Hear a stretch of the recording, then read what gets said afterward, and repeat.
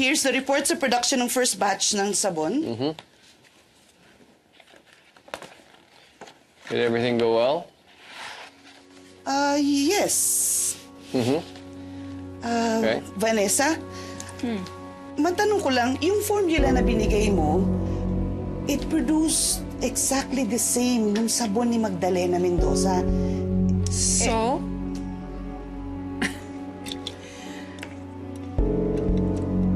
What are you implying, Martina? Nothing. Nagtatanong lang ako because I've done extensive research on that soap. And nahirapan kaming malaman kung ano yung exact formulation at ingredients ng sabon ni Magda. Now, I'm wondering kung paano niyong nakuha in such a short span of time. Martina, hindi naman kami magiging top executives and owners of the company for nothing.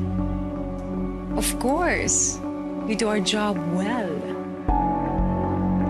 Okay, well, you can go back to the lab now, Martina. Okay. Thank you.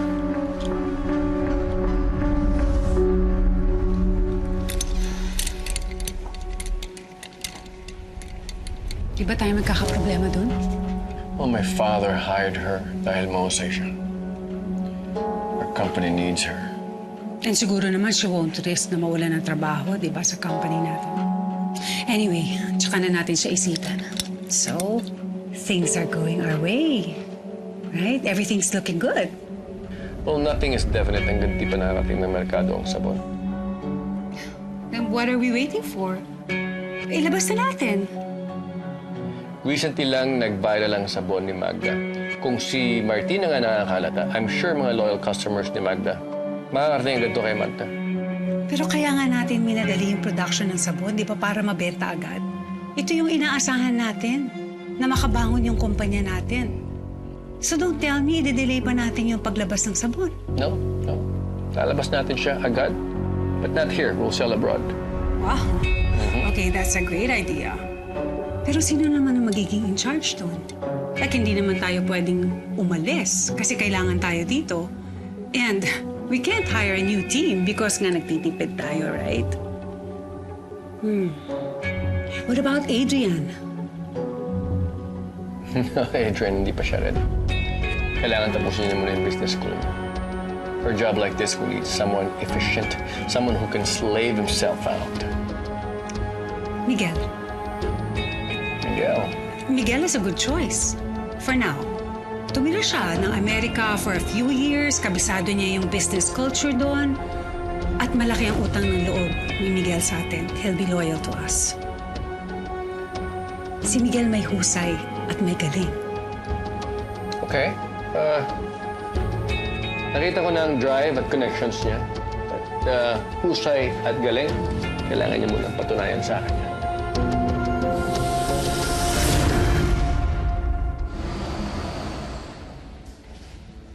Kapal ang mukha mo magpakita pa sa akin pagkatapos ng lahat ng ginawa mo? I'm not here to argue with you. Wala ka sa listahan ko ng pwedeng dumalaw sa akin. Paano ka nakapasok dito? Koneksyon nyo na naman? Hindi na importante kung paano ako nakapasok. Ang importante kung bakit ako nandito. Pagkapanganak mo, kukunin ko ang anak ko sa'yo. Kapal talaga ng mukha mo? Saan ka kumukuha ng lakas ng loob, ha? Paano mo naisip na may karapatan ka pa sa anak ko? Mendoza! Gusto mong madagdagan ang sintensya mo, ha? Okay lang. Walang problema. Buntis. Pagpasensyaan niyo na. Mag-isip-isip ka nga. Ano sa tingin mo? Dito sa loob ng kulungan, bubuhayin mo ang bata? Mas gaganda ang kinabukasan niya sa akin. Hindi mo makikita at mahahawakan ng anak ko! Hindi mo alam kung anong isasakripisyo ko para lang matulungan yung batang yan. Pamilya ko ang kakalbanin ko. Mga pinagkakautangan ko ng loob. At isa pa, ikaw na nga itong ginagawan ko ng pabor. Ikaw pa nagagalit. Ibang klase ka talaga, no? Ano gusto mo sabihin ko? Salamat? Nakawawa ka naman sa pagsasakripisyo mo? Hindi ka bayani dito, hindi ka namin kailangan. Tapos na po yung dalaw ko. Balik niyo na po ako sa selda.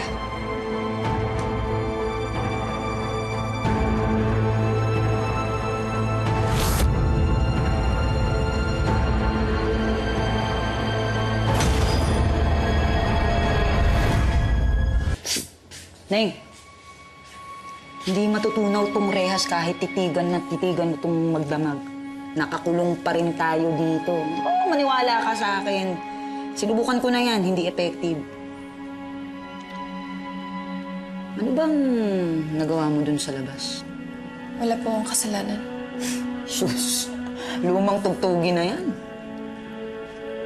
Nananahimik po yung buhay namin ng lolo ko noon.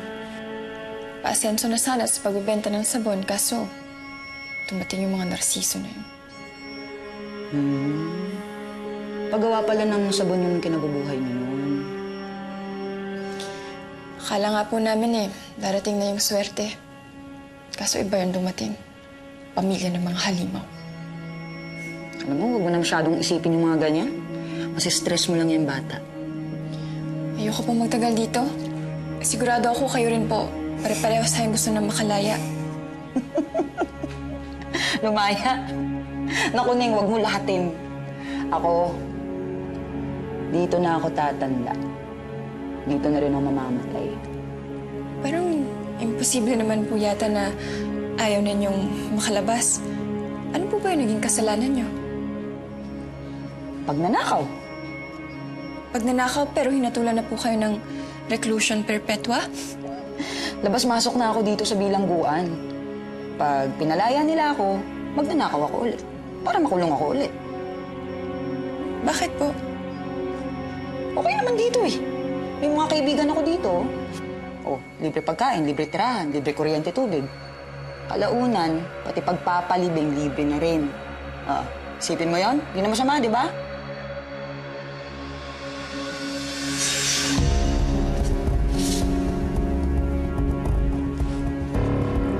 Kilala niyo po ang mga narsiso? Si Doc Ramona po, alam niyo po ba yung naging kaso niya? Hindi naman masyado nagkukwento yan tungkol sa sarili niya eh. Oh, Miguel. What brings you here? May pinahabol lang na signatories kay Tito Lucas. Kailangan early tomorrow, kaya dinaan ko na dito. Hindi mo siya nahabol before leaving the office? I left early. Bakit? Saan ang lakad mo? Or saan ka nang galing? Lumabas? With who? I'm sure it's not Rachel. Tinawagan ko siya kanina at alam kong hindi kayo magkasama. Are you checking up on me? Oh! Kasi pakiramdam ko na hindi ka pa tapos dun sa babaeng yun, yung Magdang yan.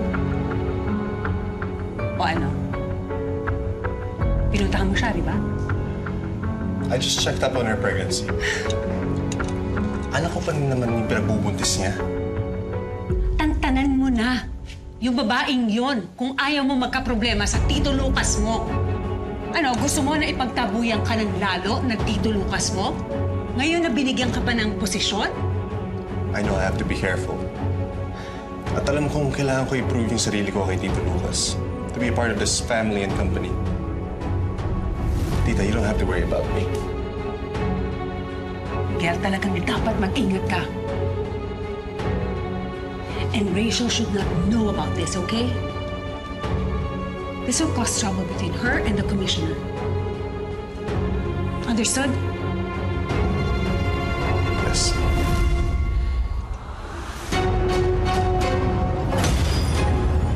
Pero alam mo, kung bulong-bulungan dito, martir tao. Murder? Di ba heinous crime po yun? Ano pong ginagawa niya dito? Dapat po nasa maximum security facility siya. Eh, malapit na raw siyang lumaya eh. Good behavior daw, kaya nalipat siya dito. Siguro, tingin ko, masikip na lang dun sa maximum security facility na yan. Pero tingin ko po, hindi naman mukhang violenteng tao si Doc. Sino daw po yung napatay niya? Ano pong nangyari? Pero alam mo, si Doc ang pinaka-misteryosong taong nakilala ko. Talakira lang pagtungkol sa kalokohan, pero pagtungkol na sa sarili niya, nako, napaka-masikreto. Pero totoong doktor po siya? Bumalay ko. Dunong-dunungan din yun minsan eh. Kung makapagbigay ng payo dito, yun, akala mo tunay na doktor. Pag merong nagkakasakit dito sa loob, ang dami niyang opinion, ang dami niyang bilan para lang gumaling. Kadalasan, tama naman siya. Kaya bininyagan namin siyang Dok. At dahil doon, lahat kami dito kasundo niya. Walang gagalaw sa kanya dito. Kaya maganda yung record ni Doc. Mapapaaga yung paglaya niya. Alain mo yun? Binangungot nga po siya kagabi. Ano? Sumisigaw. Hindi ka nakatulog. Huwag kang mag-alala. Masasanay ka rin. Hoy. Ako bang pinagsispisan niyo? Ako si Doc. Nagpapakwento lang tong si Ganda.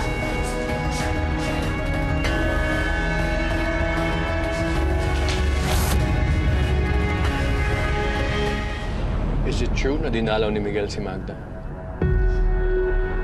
Is it true? Kinausap ko na si Miguel. Huwag ka mag-alala, titigil na siya. Ginagawa na natin ang lahat para mawala yung babaeng yan sa buhay natin. And now, pilit na binabalik siya ni Miguel sa buhay niya. And eventually, sa buhay natin. Tito, pinapatawag niyo daw ako? I don't know what kind of brains you have para puntahan mo pa si Magda. Sa bata ako, nag-aalala. Hindi po kay Magda. Kahit na. Yung Magda na yan, walang idudulot yan kundi problema at gulo. Gusto mo na naman bang magkagulo? Naintindihan ko. Mag-iingat ako sa susunod. Get out of here.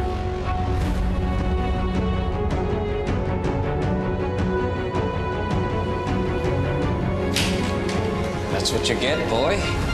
Hindi ka kasi nag-iisip eh. Tignan mo, naloka talaga yun ng Magda na yan.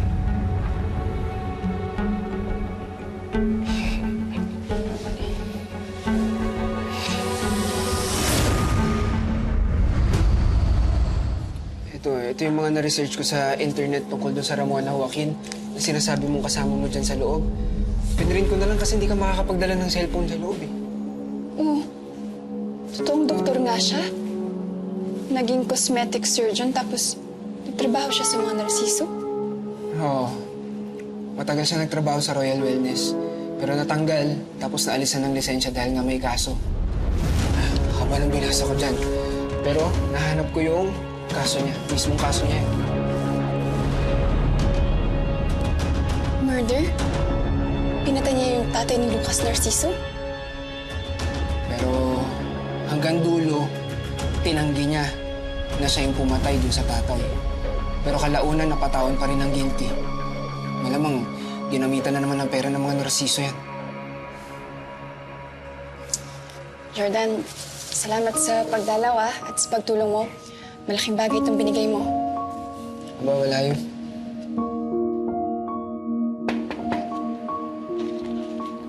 Yes, tita?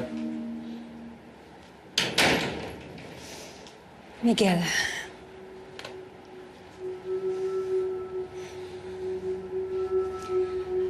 Miguel, sana hindi mo masamain yung pagbabawal sa inyo ng tito mo. Alam mo naman kung gaano ka-importante sa kanyang kumpanya.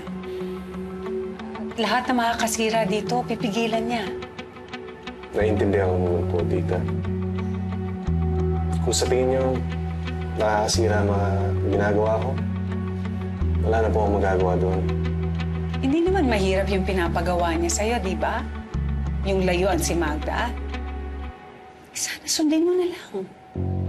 Hindi ko maipapangako, tita. Magkakaanak na ako. And whether I like it or not, nakakapit si Magda doon. Kumain na lang tayo. Ito.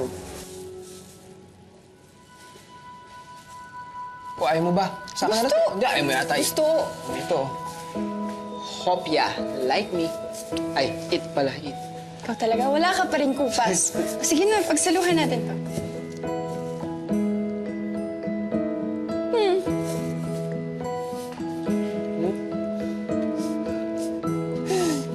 Bakit ganyan? Ano yung tingin na yan? Wala. Hindi ko lang akalain na mamimiss kita. Ako o ang pangungulit ko? Pareho. Di bale, 352 days na lang, maukulit na ulit kita. Tagal. Alam ko pong malaki ang utang na loob ko sa inyo. Pinag-aaral niyo ako, pinakain, binihisan, binuhay. Alam ko po lahat yon. Kaya ginawa ko ang lahat para makuha ang formula ng sabon. Para sa inyo. Kasi sabi niyo, ang sabon ang magsasalba ng kumpanya. Utang ng loob, bawi, bayad. Miguel, pamilya tayo. Hindi tayo dapat nagbibilangan. Pero naiintindihan ko kung saan ka nanggagaling. Maging ako, galing ako sa isang sirang pamilya. Pero wag na natin balikan yung mga panahon na yun. What's important is we move forward with what we have right now. At ngayon, Miguel, ang pamilyang ito ang meron ka. Kaya sana pakinggan mo kami.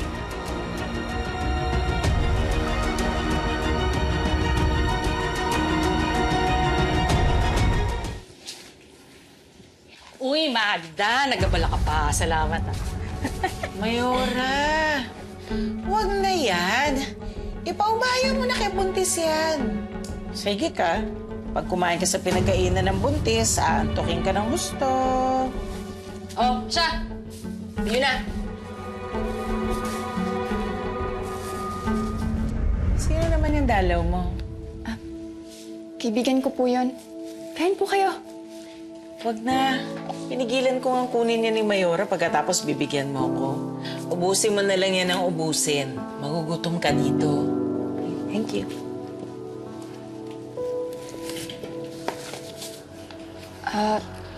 Sinabi niyo po na yung mga narsiso po yung nagpakulong sa inyo. Pero nagtrabaho po kayo sa kanila. Totoong doktor po kayo pero nawalan po kayo ng lisensya. Nagkakaso nga. Di malamang nawalan ng lisensya. Pero hindi po ako naniniwala na kayo po yung pumatay kay Luis Narciso. Diniinan po nila kayo, tama po ba ako? Bakit ba ang dami mong alam tungkol sa akin? Bakit ba ang dami mong tanong? Pinadala ka ng mga narsiso dito, ano?